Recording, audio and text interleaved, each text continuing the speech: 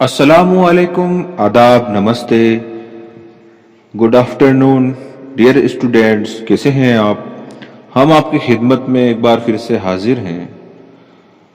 عزیز طلباء، اب تک ہم نے اردو مرثیہ نگاری کے فن کے تحت اردو مرثیہ کسے کہتے ہیں کے بارے میں اچھی طرح سے جان لیا ہے۔ آئیے اب اسی موضوع کے تحت ہم مرثیے کے موضوعات کو تفصیل سے سمجھنے کی کوشش کرتے ہیں۔ کربلائی مرثیہ شخصی مرثیے کی طرح محدود نہیں، اس کے موضوعات کی فہرست اتنی لمبی ہے کہ اس کا چند سطرے میں بیان کر دینا ممکن ہی نہیں ہے۔ بہرحال چند اہم موضوعات کا یہاں ذکر ہم کرتے چلیں۔ حضرت امام حسین اور ان کے عزیزوں کی مدینے سے روانگی اس واقعے کا پہلا موضوع ہے۔ جناب امام اپنی ایک کمسن بیٹی سغرا کو ساتھ نہیں لے جاتے، وہ ساتھ چلنے کے لیے ضد کرتی ہے۔ یہ روانگی کے موضوع کا ہی ایک پہلو ہے۔ اگلا موضوع طویل سفر ہے۔ سفر کے دوران مسلم بن عقیل اور ان کے بچوں کی شہادت کی خبر بھی ایک اہم موضوع ہے۔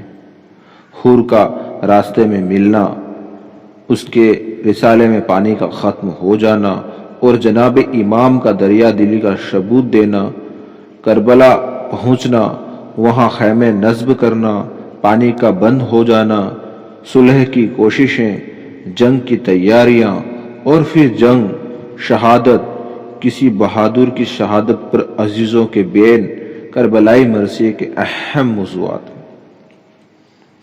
عزیز طلباء، مرثیہ نگاروں نے جا بجا مناظر کا ذکر بھی کیا ہے۔ اس سے بڑھ کر یہ کہ مرثیہ نگاروں کو نیک اور بد دونوں طرح کے کرداروں کو پیش کرنے کا موقع ملا۔ مرثیے کے کرداروں میں مردوں کے علاوہ عورتیں بھی ہیں، کمسن بچے ہیں، بچیاں ہیں۔ غرض ان مرثیوں میں طرح طرح کے بے شمار کردار پیش کیے گئے۔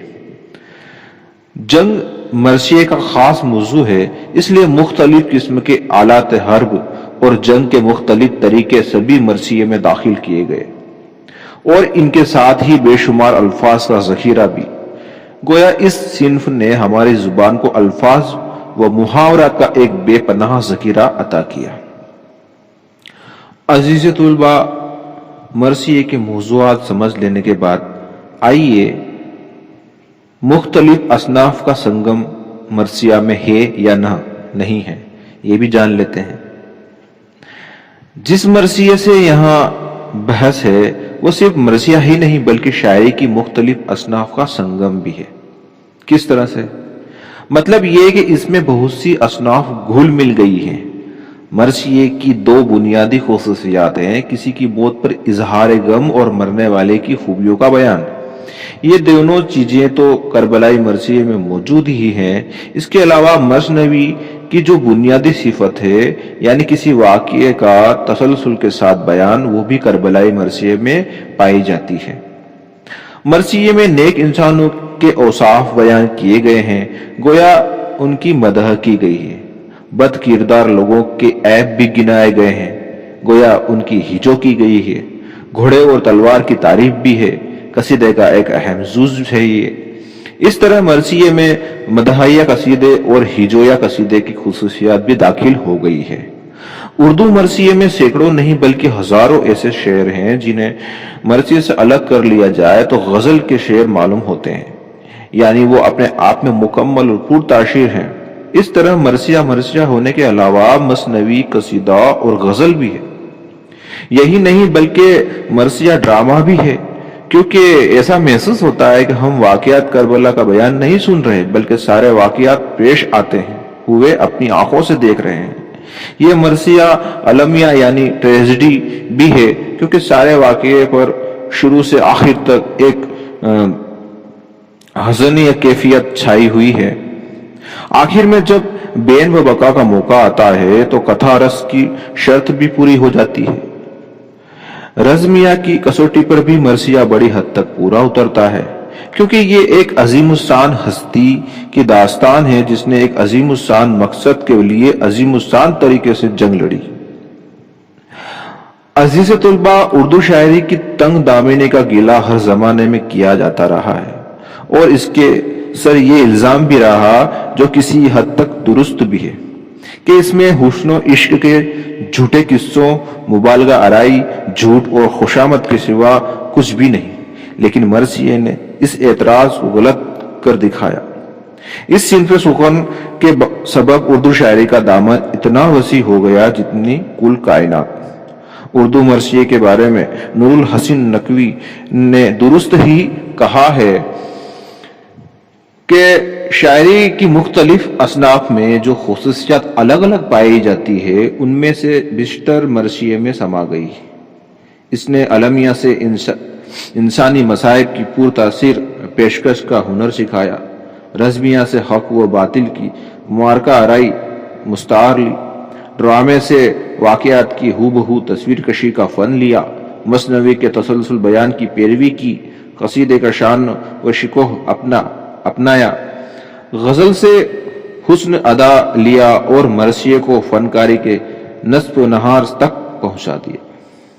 हमारे मरसिया निगारों के खूने जिगर से ये सिनफ उर्दू शायरी के लिए सरमाया इफ्तिकार हो गई और बाज़ एतबार से गज़ल से भी कहीं ज़्यादा मकबूल, इससे कहीं ज़्यादा पुर असर और दिल फरेब।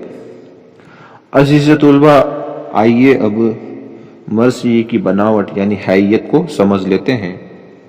मरसिये के लिए किसी खास हैयत यानी फार्म की पाबंदी लाजमी नहीं है। गज़ल, कतआ, रुबाई, मुखम्मस, मुसद्दस, मुरब्बा किसी भी फार्म को मरसिये के लिए इख्तियार किया जा सकता है। मरसिये को दरअसल उसके फार्म से नहीं बल्कि मौजू से पहचाना जाता है। इब्तिदाई दौर में बहुत से मरसिये गज़ल की शक्ल में लिखे गए और बहुत बाद तक ये सिलसिला जारी रहा। गालिब ने आरिफ का मरसिया गज़ल की शक्ल में ही लिखा है। गज़ल के बाद मसनवी का फार्म मरसिये के लिए बहुत मकबूल रहा। इकबाल ने वालिदा मरहुमा की याद में के उन्वान से अपनी माँ का मरसिया मसनवी की फार्म में ही लिखा था। मरसिया निगारों ने तरकीब बंद को भी इस्तेमाल किया। हाली ने गालिब का मरसिया तरकीब बंद की शक्ल में ही लिखा है, लेकिन जमाना कदीम में मुरब्बा की शक्ल बहुत मकबूल रही। मुरब्बा इस फार्म को कहते हैं जिसमें मुतअद्द बंद होते हैं। पहले बंद के चारों और उसके बाद हर बंद के पहले 3 मिसरे यकसा काफिया रदीफ में और चौथा टेप का मिसरा पहले बंद के काफिया व रदीफ के मुताबिक कहा जाता है। आखिरकार मरसिये के लिए जो हैयत सबसे ज्यादा मौजू ठहराई, वो जिसने सबसे ज्यादा रिवाज पाया, वो है मुसद्दस। मुसद्दस का हर बंद 6 मिसरों पर मुश्तमिल होता है। 4 मिसरे एक काफिया रदीफ में और बाकी 2 मुख्तलिफ काफिया रदीफ में होते हैं। मुलाहिजा करें एक बंद। फर्जंदे पैगंबर का मदीने से सफर है, सादात की बस्ती के उजड़ने की खबर है। दरपेश हैं वो गम के जहां जेरो जबर है, गुल चाक गरेबा हैं सबा खाक बसर है। गुल रो सिफते गुंचा कमर बस्ता खड़े हैं, सब एक जगह सूरत गुलदस्ता खड़े हैं। अजीज तुलबा, बाज नाकादों का ख्याल है कि सबसे पहले सौदा ने मुसद्दस की शक्ल में मरसिया कहा, लेकिन ये ख्याल गलत है क्योंकि जमाना कदीम के बाद दक्कनी मरसिये भी मुसद्दस की शक्ल में मिलते हैं। अलबत्ता ये कहना दुरुस्त होगा कि सौदा के जमाने से मुसद्दस की तरफ ज्यादा तवज्जो की जाने लगी। आइए अब मरसिये की अज़्ज़ाए तरकीब भी समझ लेते हैं कि किस सिस्टम से लिखा जाता है। पहले क्या आता है, बीच में क्या आता है, आखिर में क्या आता है, मौजू के लिहाज से, तरतीब के लिहाज से। अजीज तुलबा, उर्दू मरसिया आहिस्ता आहिस्ता तरक्की की मंजिलें तय करता रहा। उसके मौज़ूआत में बतदरीज इजाफा होता गया और मुताले के लिए इसे मुख्तलिफ हिस्सों में तकसीम किया गया। ये हिस्से अज़्ज़ाए मरसिया कहलाए। मीर ज़मीर के ज़माने तक पहुँचते पहुँचते मरसिये के ये अज़्ज़ाए तरकीबी मुतय्यन हो चुके थे। चेहरा, सरापा, रुखसत, आमद, रजज़, रज़्म, शहादत और बेन। यहाँ ये अर्ज करना भी जरूरी है कि ये अज़्ज़ा तमाम मरसियों में नहीं पाए जाते। ये भी मुमकिन नहीं कि ये अज़्ज़ा मौजूद हैं हो तो उनकी यही तरतीब भी कायम रहे। طوالت سے بچنے کے لیے بھی مرثیہ نگاروں نے اکثر ان اجزاء کو نظر انداز کیا۔ اب مرثیے کے اجزاء ترکیبی کی تعریف مختصر طور پر پیش کرتے چلیں۔ عزیز طلباء، پہلا، چہرہ۔ مرثیے کے شروع کے وہ بند جو تمہید کے طور پر لکھے جاتے ہیں انہیں چہرہ کہتے ہیں۔ اس میں عام طور پر ایسے مضامین پیش کیے جاتے ہیں جن کا اس مرثیے کے بنیادی موضوع سے کوئی تعلق نہیں ہوتا۔ بعض مرثیہ نگاروں نے حمد و ثنا، نعت رسول، مدح اہل بیت، خود اپنی تعریف، دنیا کی بے ثباتی یا مختلف مناظر کو مرثیے کی تمہید کے طور پر پیش کیا ہے۔ دوسرا ہے سراپا۔ مرثیے میں جس مجاہدین یا مجاہد کے کارنامے پیش کیے جانے والے ہیں ان کے عادات و اعتبار، ان کے قد و قامت کا ذکر اس حصے میں کیا جاتا ہے جس کو ہم سراپا کہتے ہیں۔ تیسرا ہے رخصت۔